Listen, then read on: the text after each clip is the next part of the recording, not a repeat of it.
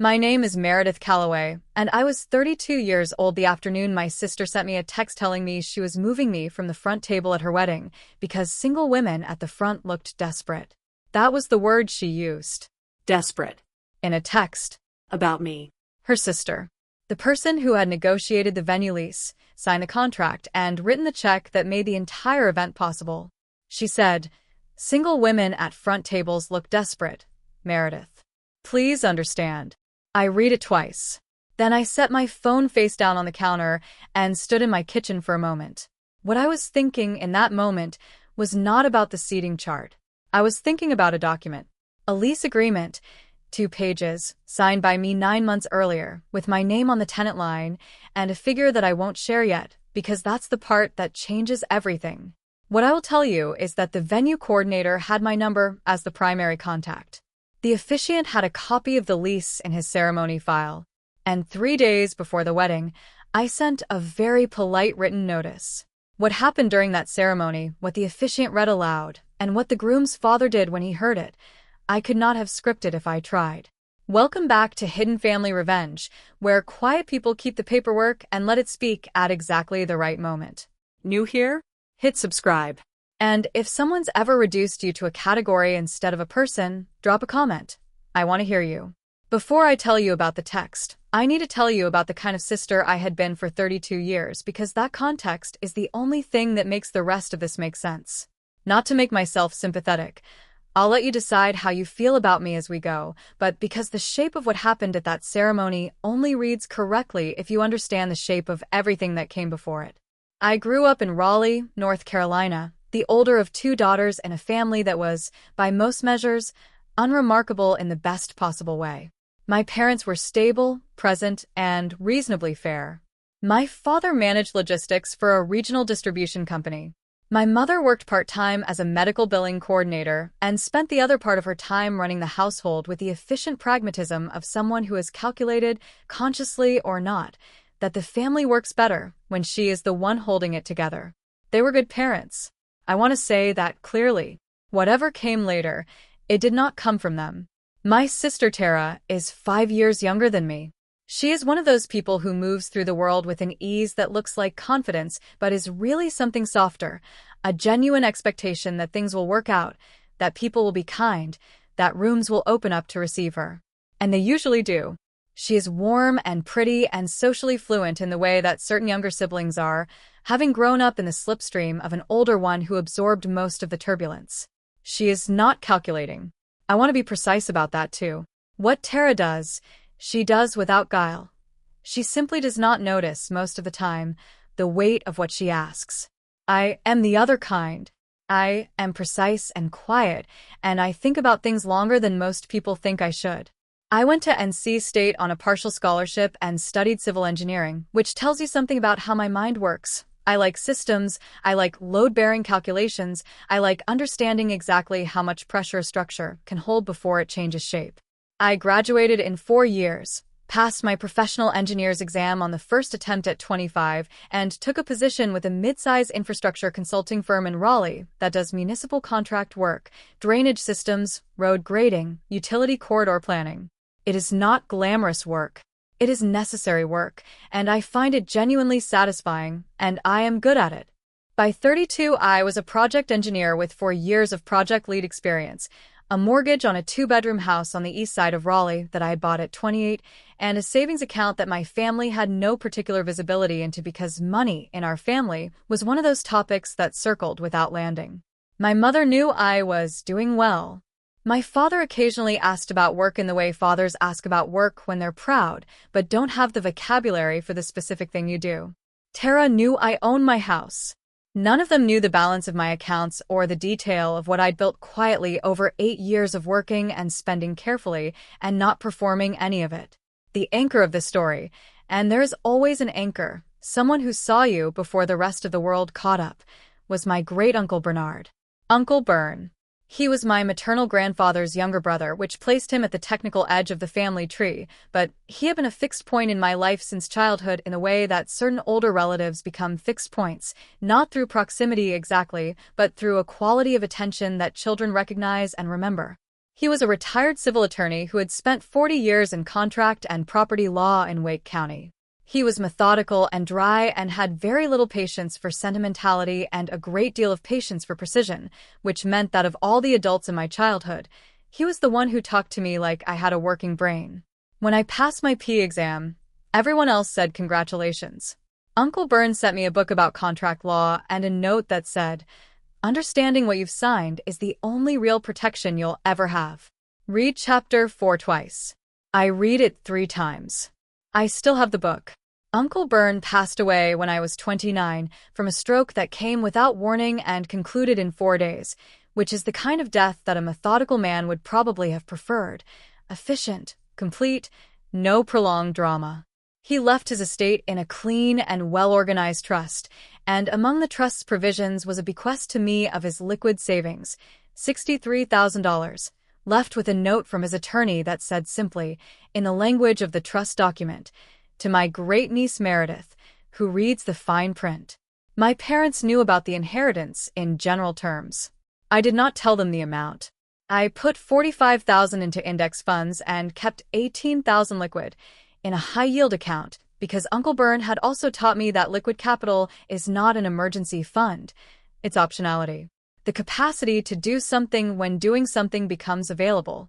That $18,000 is the reason any of the rest of this exists. Tara met Gregory Ashworth at a professional networking event in Durham in the spring. She called me on the drive home, which she does when she's excited about something and can't wait until she gets inside to tell someone. He was a commercial real estate broker, mid-30s, pleasant and confident, from a family in Charlotte that she described as pretty established. She used that phrase twice. I filed it. I met Gregory 4 months later at a family dinner. He was handsome in a put-together way, spoke with the particular smoothness of someone who has spent years selling things, and remembered my name and my job title when he said goodbye, which is a thing I notice because it's rarer than it should be. His parents I met 2 months after that, at a dinner his mother organized at a restaurant in Charlotte, a dinner that telegraphed its own occasion by being held at a restaurant that didn't post prices on the menu. His father, Randall Ashworth, was a commercial property developer, broad-shouldered and accustomed to being the loudest presence in a room, the kind of man who shakes hands with his whole body. His mother, Diane, was polished and careful and watched everything without appearing to. They were pleasant to me at the dinner. I noticed that Diane's questions for me were fewer and shorter than her questions for my parents, and that when Randall asked what I did and I explained civil engineering and municipal infrastructure, he said good in the tone of a man who has already moved on. The engagement came 6 months later. I was genuinely happy for Tara. She called me crying in the good way, and I stayed on the phone for an hour and meant every word of it. She asked me to help coordinate the wedding, which I expected.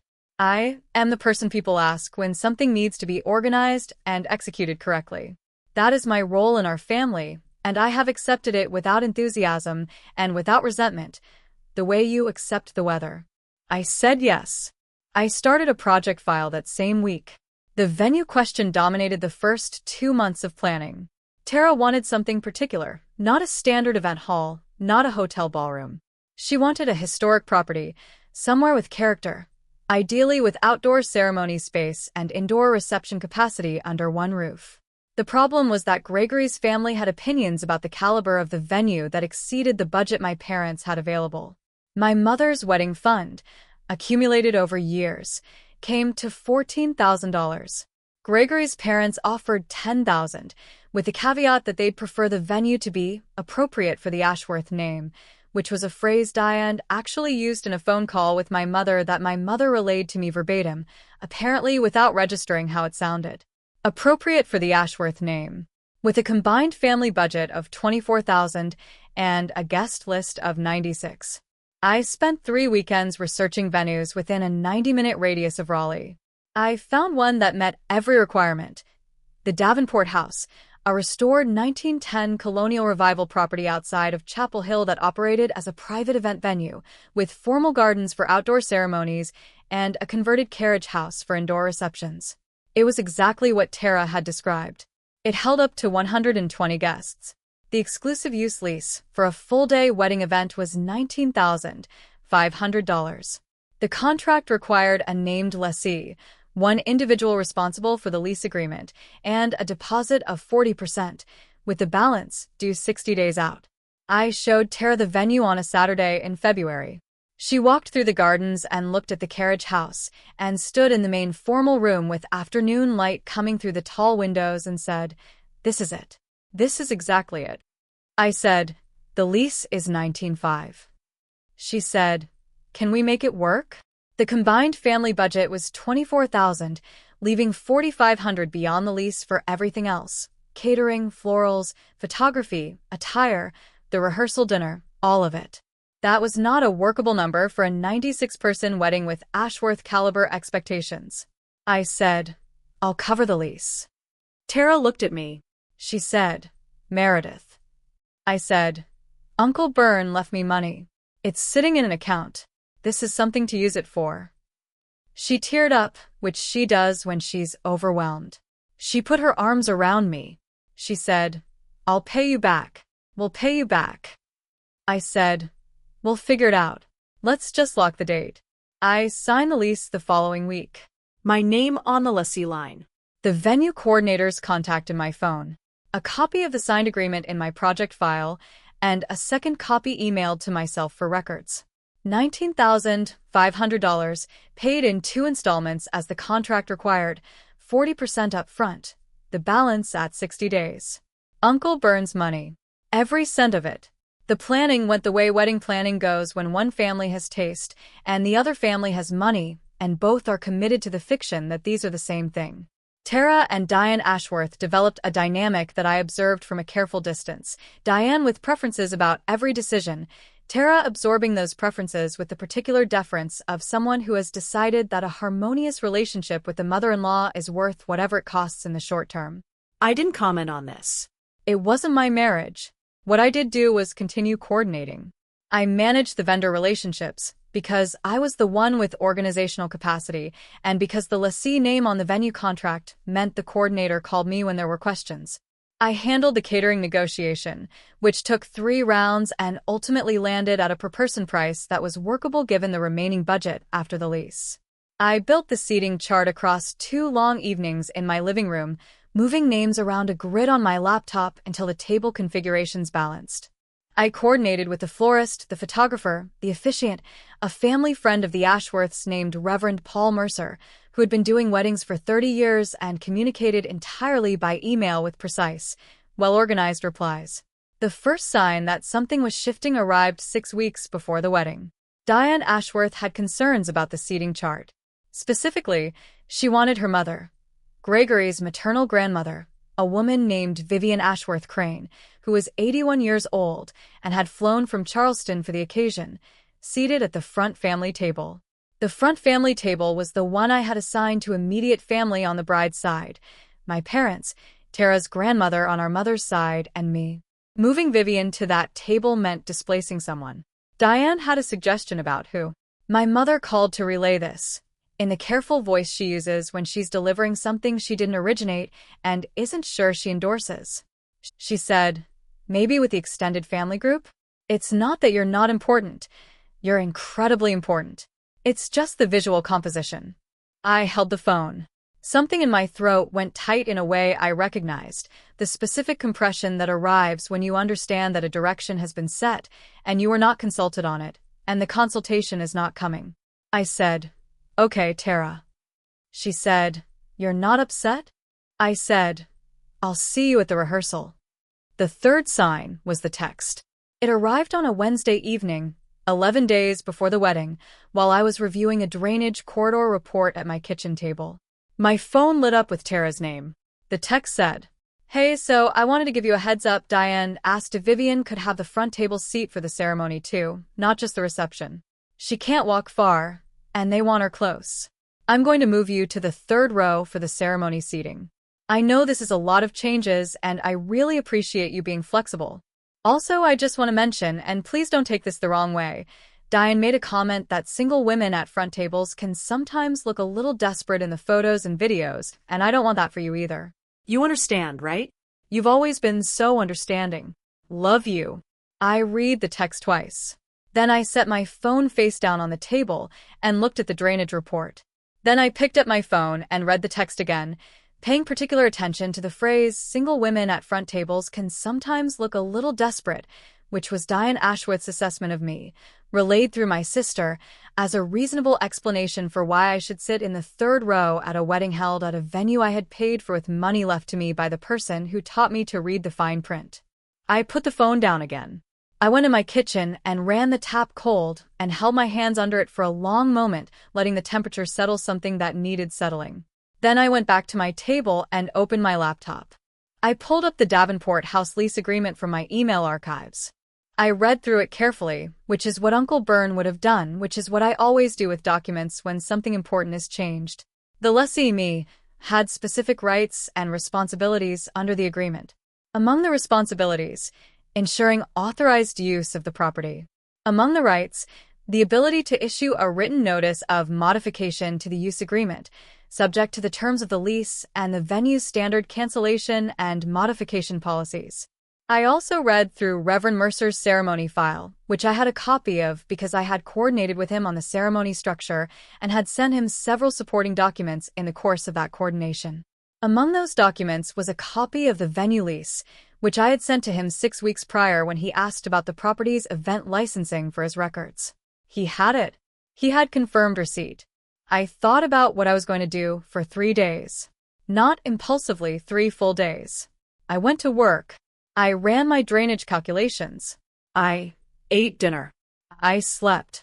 I turned the situation over, and over the way I turn over any load-bearing question. What is the actual structure here? What is it holding? And what happens if I apply pressure at a specific point? On the 3rd day, I drafted a letter. 1 page. Addressed to the Davenport House venue coordinator, with a copy to Reverend Mercer. Polite. Professional. Factual. It notified the venue that I, as the named lessee of the event agreement, wished to formally exercise my right as lessee to ensure accurate documentation of the contracting party for all day of records, and that I would be present at the event as the lessee of record and available for any authorization questions. I also noted, for Reverend Mercer's records, that the lease agreement on file accurately reflected the lessee's identity and that this document remained current and accurate as of the date of the letter. I did not cancel anything. I did not threaten anyone. I sent accurate information to people who had a professional reason to have it. Then I texted Tara back. No problem. See you at the rehearsal. Love you too. She sent 3 heart emojis. She thought it was resolved. In the 2 weeks leading to the wedding, 2 more things happened. My mother called to say she thought Tara was under a lot of pressure from the Ashworth family, and she hoped I'd continue being patient. I said I was always patient. My father, who does not call about wedding logistics, texted to say he was proud of how I was handling things. I said thank you. Neither of them knew what I'd sent. Neither of them needed to. The rehearsal dinner was held at a restaurant Gregory's parents had chosen in Chapel Hill. It was fine. Diane Ashworth sat at the head table with Gregory's family. My parents sat at the secondary family table. I sat at the end of that table and ate the salmon and watched the room and thought about drainage gradients, which is what I think about when I need something structural and calm to hold in my mind. The morning of the wedding arrived the way late September mornings arrive in North Carolina. Clear and just cool enough, the light coming in low and golden through the trees, the air with a quality of held breath before the day opens up. I had driven to the Davenport house the previous afternoon to walk the property and confirm setup details with the coordinator, a woman named Helen who had been running events at the venue for 11 years and communicated in the clipped, efficient manner of someone who has managed 300 weddings and knows exactly what can go wrong. Helen had my letter on file. She had confirmed receipt 3 days after I sent it. She was professional and thorough and had added me to the day of contact sheet as lessee of record without commentary. I arrived at the Davenport house on the wedding morning at 9:45, 45 minutes before guests were scheduled to begin seating.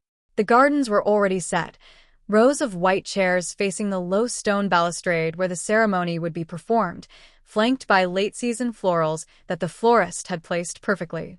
The carriage house beyond was being finished for the reception. The catering team was running their own timeline in the kitchen wing. I was in a dark blue dress I had bought for a firm client dinner the previous spring. I had my bag and my copy of the lease in it, which I had brought not because I planned to produce it, but because Uncle Byrne had always said you carry the document. I found a position near the garden's low stone wall, to the side of the main seating area, where I had a clear sight line to the ceremony space and the arrival path. Guests began arriving at 10. The Ashworth contingent came in the organized cluster of a family that moves together by habit, Gregory's brothers and their wives, several couples I recognized as business associates of Randall's, and then Randall and Diane themselves, Diane in a pale gold dress that had cost a significant amount of money, and showed it. Vivian Ashworth Crane arrived in a wheelchair pushed by one of Gregory's cousins, small and bright-eyed and wrapped in pale blue, and she was settled with great care into the front row seat that had been reserved for her, the seat that had once been assigned to me. My parents arrived and found their places. My mother touched my arm as she passed and said, quietly, "You look lovely." I said thank you. She moved to her seat and I stayed at the wall. Reverend Mercer arrived at 10:15 and moved through the garden with the purposeful ease of a man who has done this many times in many places. He carried a leather portfolio, his ceremony materials, and spoke briefly with Helen at the edge of the garden. Then he walked to the ceremony position at the stone balustrade and reviewed his notes. At 10:22, Gregory appeared from the carriage house side entrance with his best man. He looked composed and well turned out and genuinely happy in the way that makes people look younger. He took his position at the balustrade. The string quartet in the garden corner moved into the processional at 10:28. Tara appeared at the garden entrance on my father's arm, and she was beautiful. I want to say that simply and mean it, because she was. The dress was perfect for her. The light was perfect for everything. My father walked her down the center aisle between the white chairs with the careful pride of a man trying very hard not to cry, and when he sat down his jaw was doing the thing jaws do when you are holding your face together by effort. Gregory watched Tara walk toward him with an expression that I have no irony about. It was just love, visible and uncomplicated, and whatever I think about his family and their behavior, he loves my sister, and I believe that was real. Reverend Mercer welcomed the assembly. He did the opening passage, something about the nature of commitment and the choice it represents. He asked for the readings. 2 readings were given, one by Gregory's brother, one by Tara's college roommate. Then Reverend Mercer opened his leather portfolio. He looked down at the materials inside. He said, in the warm, carrying voice of a man who has been doing this for 30 years, "Before we proceed to the vows, I want to acknowledge something that is part of the foundation of this day, because I believe that the people who make beautiful things possible deserve to be known." The garden went quiet. Not the quiet of interruption, the quiet of attention. 96 people in white chairs, in September light, in a garden that smelled of late-season roses.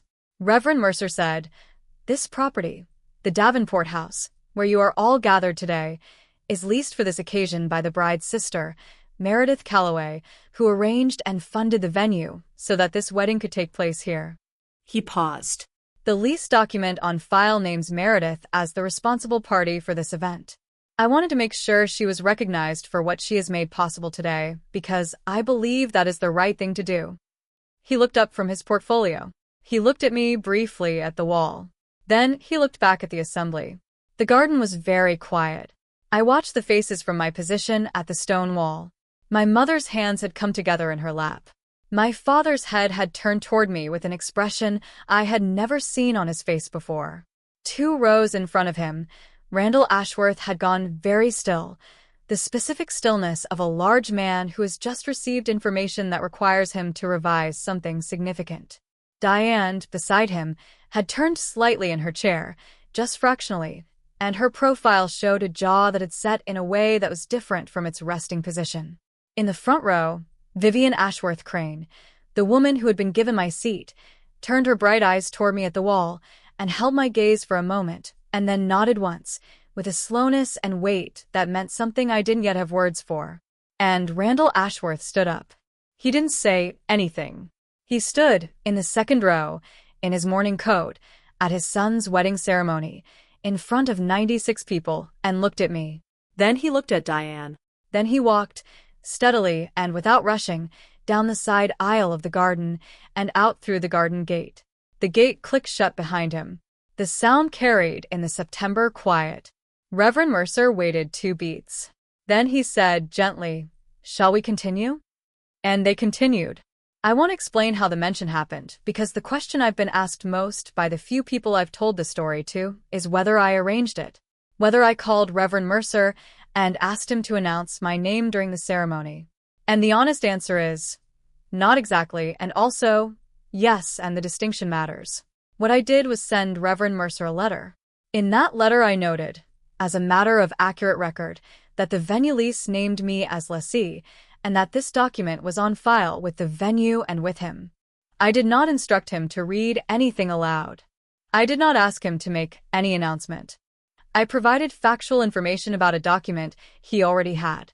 What Reverend Mercer did with that information was entirely his own decision. I learned later, from a brief conversation with him at the reception, that he had been coordinating weddings for 30 years and had developed a practice of acknowledging the people who made events possible when he felt it was right to do so. He said he had looked at the lease, understood the situation in its broad outlines, and made a judgment call. He said, "In my experience, the people who carry things tend to be the people who aren't thanked. I try to correct that when I can." I said, "Thank you, Reverend." He said, "You're welcome, Meredith." It was accurate. That word, accurate. Uncle Byrne would have approved. The validation came in layers, the way it always comes when the facts are doing the work rather than a performance. The first layer was the garden itself, the quiet after Reverend Mercer's words, the turned heads, the specific stillness of 96 people absorbing a piece of information that rearranged what they thought they were watching. I stood at the wall and did not move. I did not make eye contact with anyone except, briefly, Vivian, who had nodded at me, and whose nod I returned. The ceremony continued. Tara and Gregory exchanged vows in the September light, and they were married at 11:13. People applauded.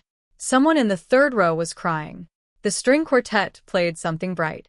The world went on doing what it does. The second layer came during the cocktail hour, which was held on the garden terrace, while the carriage house was transitioned for dinner. Randall Ashworth returned. He had been gone for approximately 22 minutes. I had noticed the time when he left and noticed it again when he came back through the garden gate, alone without Diane. He had the expression of a man who has had a significant conversation with himself in a parking lot and is returning to a room having resolved something. He found me near the terrace wall, which is where I tend to position myself at events where I am not sure of my welcome.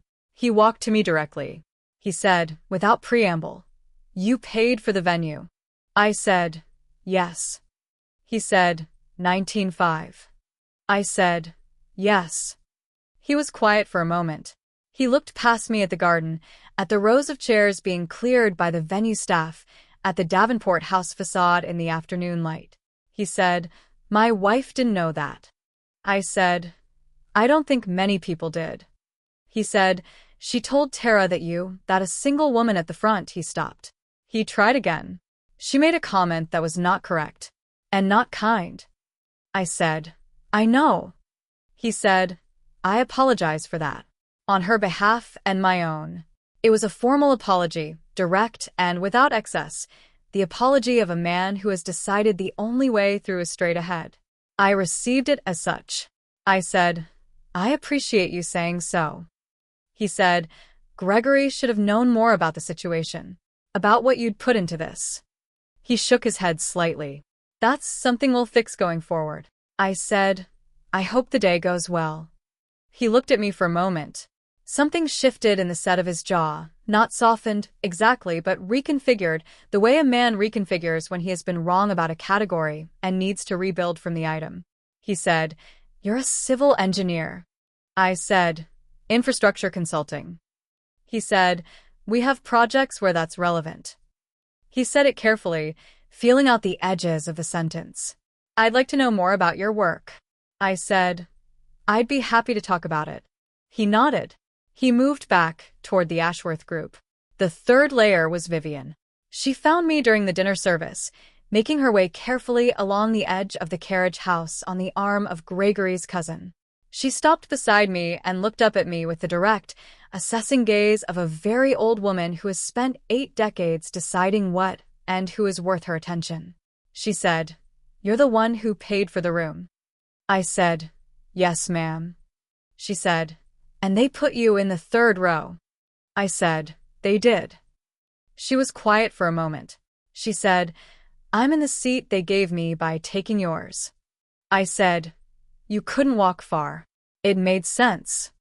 She said, "It did not make sense." Her voice was precise and unapologetic. I would have sat in the 3rd row myself if I had known the situation. I'm 81 years old, and I've sat in the back of plenty of rooms. She looked at me steadily. "I'm sorry you were treated that way." I said, "Thank you."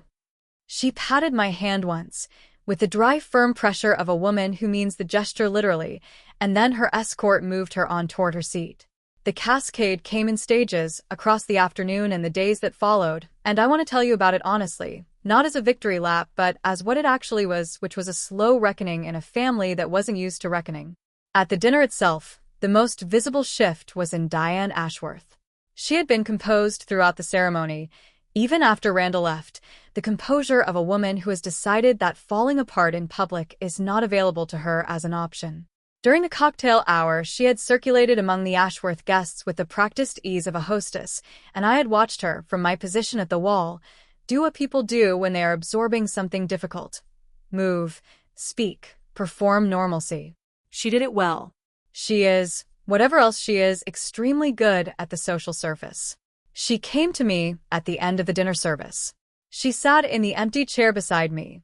Tara had moved from table to table during the dinner, and the chair had been unoccupied for an hour. Diane sat, put her small clutch on the table, and looked at the carriage house ceiling for a moment before she looked at me. She said, "Randall told me the number." I said, "Okay." She said, "I wasn't told you'd contributed that significantly." I said, "No, I don't imagine you were." She said, "I said something to Tara about the photographs that I understand now is based on incomplete information." I said, "Yes." She said, "That was unfair." I said, "It was." A pause. She was not a woman who apologized easily or often. I could see that in the quality of the pause, the effort behind it. She said, "I'm sorry for what I said, and for the effect it had on your place at today's event." It was not an elaborate apology. It was not warm. It was accurate, which is what I needed from it. I said, "I appreciate you saying so."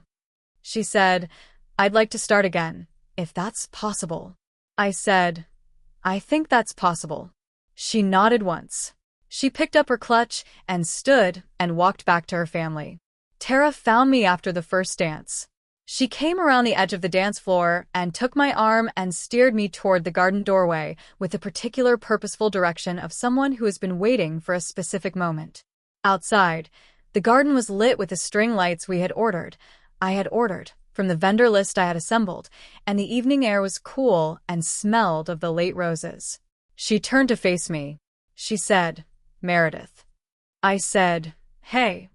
She said, "You paid for the venue." I said, "Yes."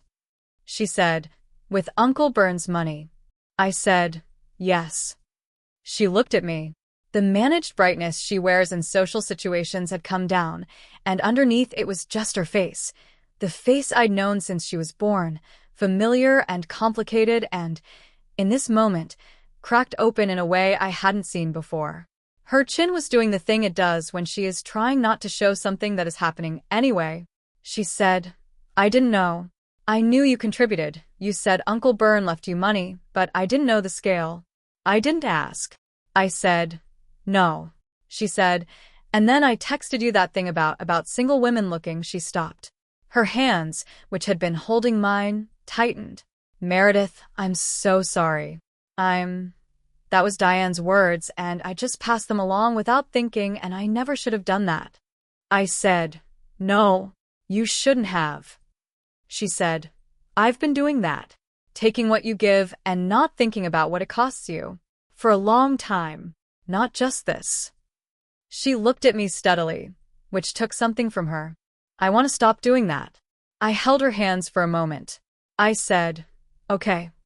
She said, okay? I said, it's a start. You have to mean it, though. Not just today. She said, I mean it. I believe she meant it in the way people mean things at the exact moment they understand the full weight of what they've been doing. Whether it holds, whether the ordinary days that follow a moment like this are different from the ordinary days that preceded it, I don't know yet. That's not something you know on the day. That's something you find out over time, in the small choices, in the whether she asks and the whether she notices. I said, go back to your husband. It's your wedding. She hugged me, tight, brief, real. Then she went back inside. The conversations with my parents came over the following week. My mother called 2 days after the wedding, which was faster than I expected. She said she hadn't known the amount I'd put in. She said she'd always known I was generous, but she hadn't understood the scale. She said, quietly, we've let you be the one who handles things for a long time without really seeing what it costs you. I said, I know. She said, I want to do better at seeing.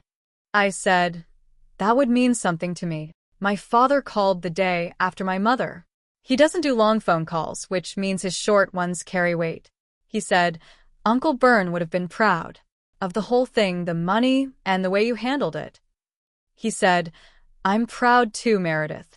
I don't know if I say that in a way that registers. I said, it registers today. He said, good. A pause. You're going to be okay, you know?